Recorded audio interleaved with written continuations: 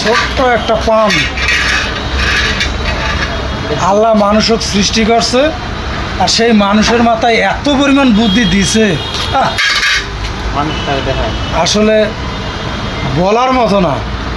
এই পাম্পের ভিতর থেকে আবার এই যে দেখেন পানি বাইরে হইতেছে, যেখানে মোবিল বাইরে হওয়ার কথা সেখানে পানি বাইরে হয়। আল্লাহ আল্লাহ কত মহান গো, আর আল্লাহ এই মানুষের মাথায় কত বুদ্ধি দিছে। হ্যাঁ, এটা খুলতেছে, এর ভিতরে আবার কি বাইরে হবে আল্লাহ।